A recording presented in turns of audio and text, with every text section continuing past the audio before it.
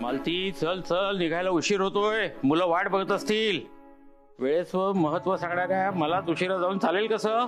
हो आले आले आले, माझ्यामुळे उशीर नाही होणार तुम्हाला, काळजी नका करू. तसं नाही ग, म्हणजे काय, तयार व्हायला उशीर लावणं हे समस्त स्त्री जातीचा जन्मसिद्ध अधिकार आहे, म्हणून म्हटलं, बाकी काय.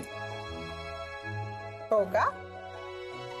आणि बायकोच्या केसात गजरा माळणं हा देखील समस्त पुरुष वर्गाचा जन्मसिद्ध हक्क आहे. घ्या. अरे बापरे. हे घ्या. हा, गजरा माळल्यावर तुझं रूप अगदी खुलून दिसतं.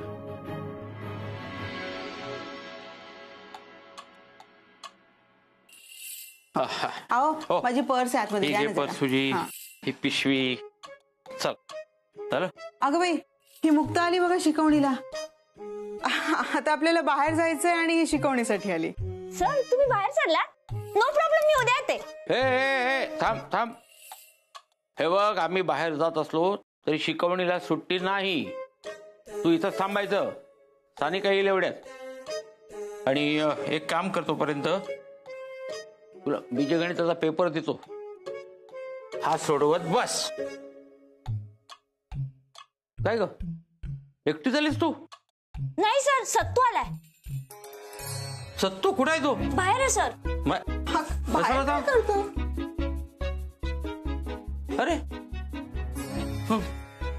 एक मिनिट, हा केलं कसा?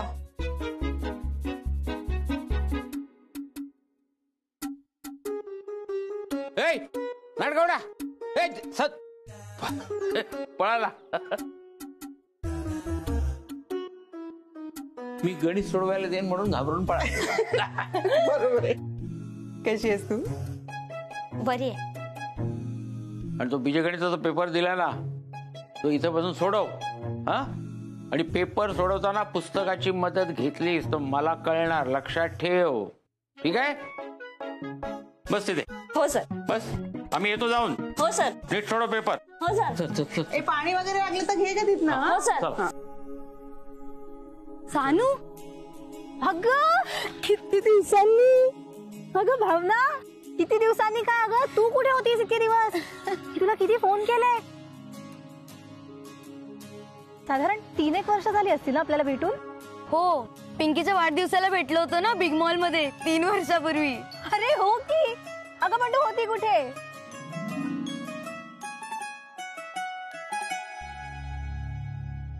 मंगळसूत्र लग्न झालं? हो.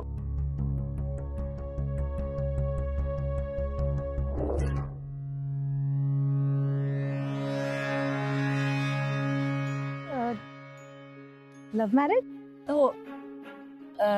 हा माझा नवरा प्रशांत. आणि प्रशांत ही माझी कॉलेज मधली मैत्रीण सानिका. नमस्कार. हाय.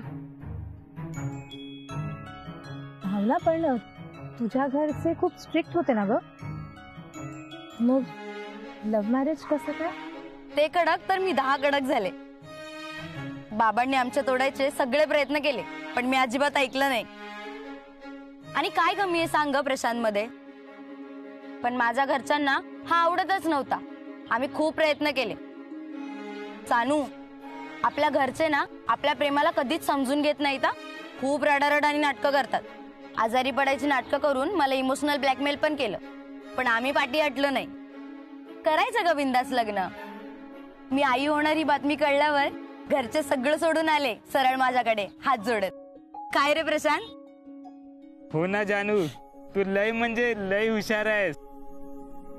चला आता आम्ही येतो. चल सानू, भेटूया. काळजी घे ग. हो हो, चल बाय.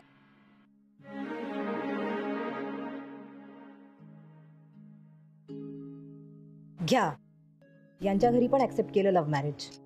आणि ह्या प्रशांतपेक्षा माझा कार्तिक कित्येक पटीने चांगला आहे. पण माझं नशीबच फुटकं दिसतंय. आमच्याच लग्नाचे घोळ होऊन बसलेत. त्यावेळी भाऊजींचं ऐकून चूक केली मी. मला वाटतंय त्यावेळी बाबांनी पण आजारी पडण्याचं सोंग केलं होतं. तो भाऊजींचा डाव तर नव्हता ना आम्हाला वेगळं करायचा. कार्तिक आणि मी उगीच नादी लागलो भाऊजींच्या, नाहीतर आम्ही पण आता एकत्र असतो.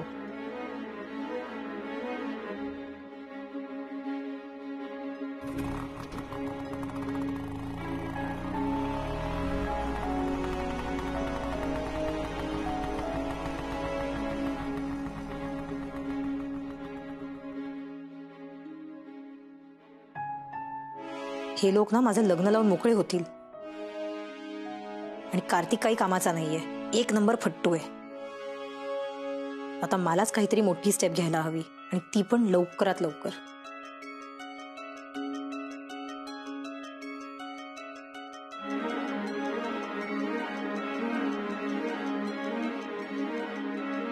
अरे मार मार मार, चपलेन मार तिला. अरे फसवतोय. अगं मार ना, हे येडीच आहे. मुक्ता, अगं ए मुक्ता,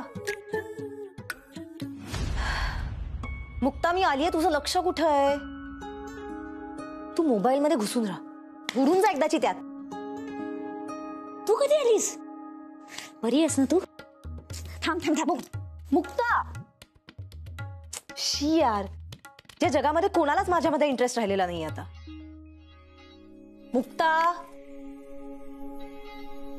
ऐक ना मुक्ता, तुझ्या भावाने माझ्याशी लग्न केलंय आणि मला इथे लटकवून स्वतःच्या घरी बसून मज्जा करतोय. तू आमच्या घरात इथे बसून मूवी बघत मज्जा करतीये. आणि तुमचा मोठा भाऊ तर काय, तो तर कायमच मजेत असतो ना. माझ्याबद्दल कोणी विचार केलाय का? ए सानू यार, एक मिनिट यार, खूप इम्पॉर्टंट ट्विस्ट आहे यार.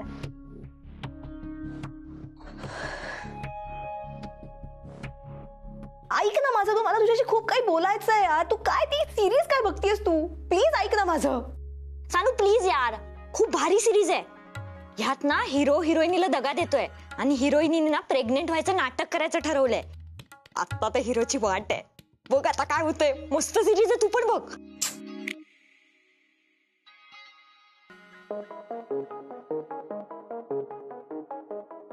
मी आई होणारी बातमी कळल्यावर घरचे सगळं सोडून आले सरळ माझ्याकडे हात जोडत.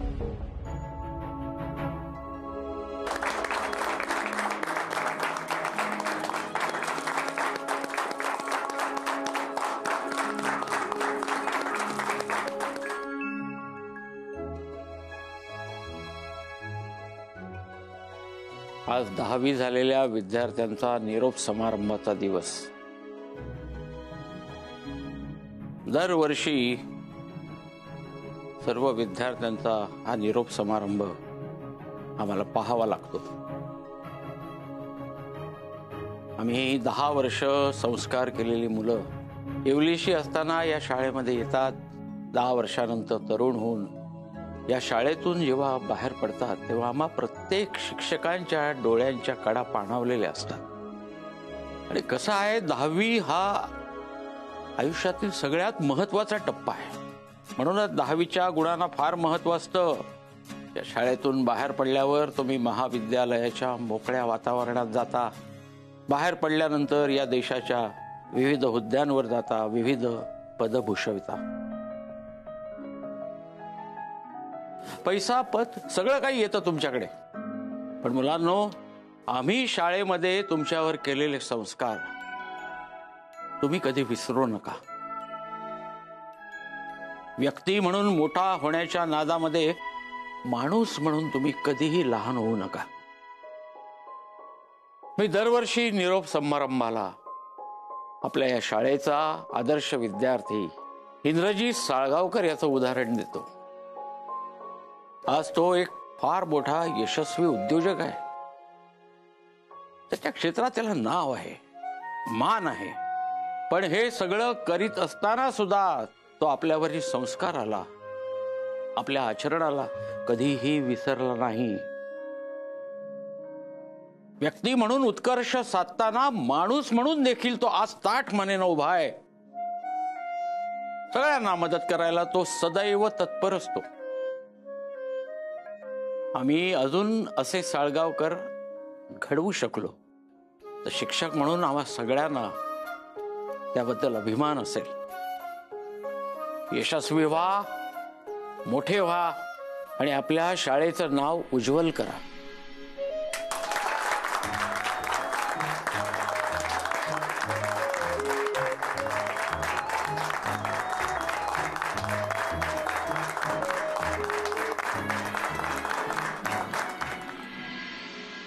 बरं आहे, मग येतो. बर, चला. बघितलंच मालती, शिक्षक म्हणून लोकांचा आदर आणि प्रेम मिळवलं. कोट्यावधी रुपये खर्चून सुद्धा ते विकत नाही मिळणार का आपल्याला ना? खरंय हो. आणि खरं सांगू का, तुमच्या याच पुंजीचा आयुष्यभर अभिमान बाळगत आली आहे मी. मग भलेही 4 पैसे कमी असले ना तरी भागेल. हा खरं आहे मालती. मी माझ्याकडे जे जे आहे ते आतापर्यंत सढळ हाताने विद्यार्थ्यांना दिलं, अगदी कुठलीही भीड न बाळगता. आणि कसं आहे, ज्ञान हे नदीसारखं असावं, सतत वाहत पाहिजे. ते साचून राहिलं ना एका जागी की त्याचं डबकं होतं, शेवाळ जमतं त्यावर. शिक्षकाचा हात सतत असा देणारा असावा.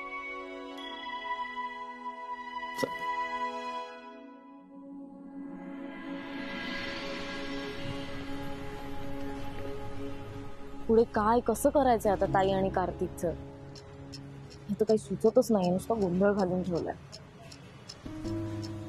सुचत ऍक्च्युली मला पण नाहीये मॅडम. आपली आजची वसुली झाली आहे, सगळी कामं झाली आहेत, तर एक काम करूया, आपण गोल मैदानाजवळ जाऊ, तिथेच काहीतरी खाऊन पण घेऊ आणि पुढे चर्चा करू. म्हणजे जरा पोट शांत झालं, डोकं शांत झालं की सुचेल आपल्याला काहीतरी. चला.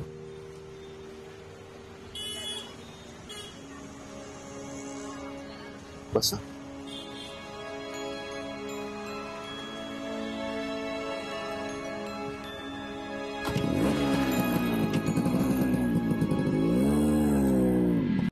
पाणीपुरी खाव्या का? पाणीपुरी नको ग बाई, तिखट असते ती. मागच्या वेळी मुलींच्या नादी लागून खाल्ली होती, मला बाधते ना ती. नको नको. थोडी कमी तिखट करून खायची, त्यात काय. हो पण मुलींना सोडून कशी खायची पाणीपुरी? माझ्या घशाखाली एक पुरी पण नाही उतरणार. नको बाई.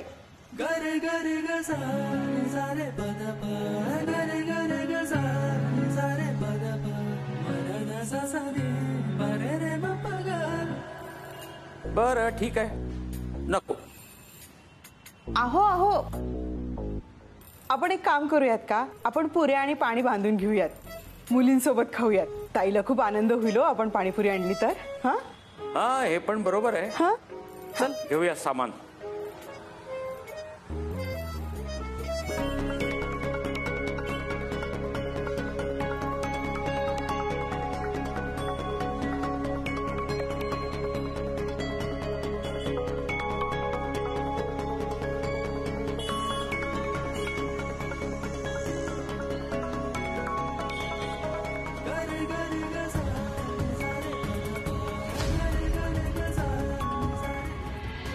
मॅडम एक मिनिट.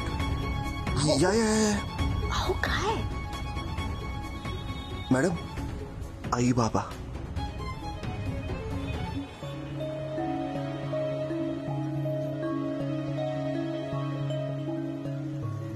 मला नाही वाटत त्यांनी आपल्याला बघितलं, पण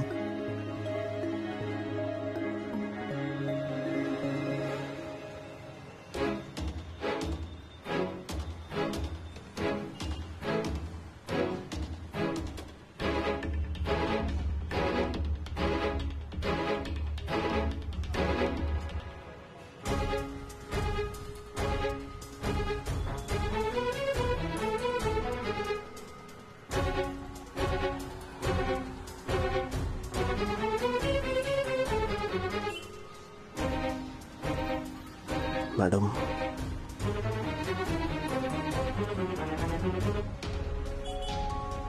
आईबाबांनी आता आपल्याला एकत्र पाहिलं असतं ना तर खूप प्रॉब्लेम झाला असता. इंद्राजी, आपण काळजी घ्यायला हवी. ऑलरेडी कार्तिक आणि ताईने खूप घोळ घातला. ते कळल्यावर आई बाबा कसे रिॲक्ट करणार आहेत काय माहिती. त्यात आपली भर नको. मॅडम, देशपांडे सरांना बघून मी देखील हादरलो. आपण जरा सावध राहायला हवं.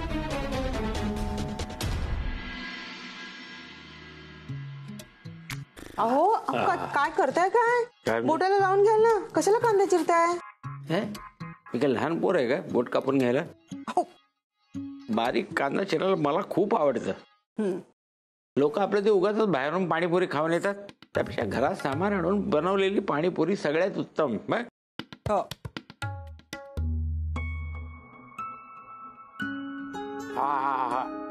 शाबास, ये. अगदी वेळेवर आलीस हो. काय झालं बाबा? आईने पाणीपुरीचा बेत केलाय, फर्स्ट क्लास एकदम. मी जरा तिला मदत करतोय बस, बाकी काय. काही नकोय मला ती मदत. सुरीनी बोट कापून घेतलं ना तर केवढ्याला पडेल ती पाणीपुरी माहितीये का? तुम्ही जाऊन बसा बरं तिकडे. तुम्हाला मदतच करायची आहे का? थांबा, मी तुम्हाला देते का? थांबा. मी आलेच. फ्रेश फ्रेश हो. हा हा.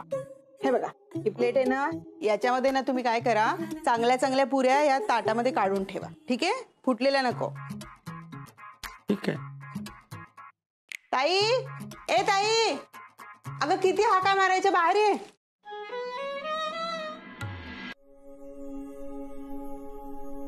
काय किती आवाज द्यायची तुला? हा, हे बघ, तुझ्यासाठी खास पाणीपुरीचा बेत केलाय, तेव्हा मदत करा मला. हा, त्यातनं पाणीपुरीचा मसाला काढ. हे बघ, तिखट आणि गोड पाणी वेगळं वेगळं करायचं, पुदिना निवडून घ्यायचा आणि गुळ पण काढ थोड्या डब्यातनं. चल. हे आई, मलाच का कामं सांगतेस तू? आली ना दीपू आता बँकेतून, मग तिला सांगा ना कामं. मी घरात तुम्हाला सापडते म्हणून सगळी कामं मलाच सांगायची का उगीच? तसं नाही ताई, तसा का विचार करतेस तू? तू आता लग्न गेल्यावर सासरी जाणार, तुला कामाची सवय असायला नको का? अमितरावांकडे गेल्यावर सगळी जबाबदारी तुझ्यावर पडणार आहे, म्हणून म्हणते ती तशी. अमितराव भेटायला येणार आहेत, लक्षात आहे ना तुझ्या? बर मालती, त्या पुऱ्या काढून झाल्यावर आता काय काम आहे अजून? काय झालंय तुम्हाला आज? एवढं काय काम करायचंय? राहू द्या, झालं काम.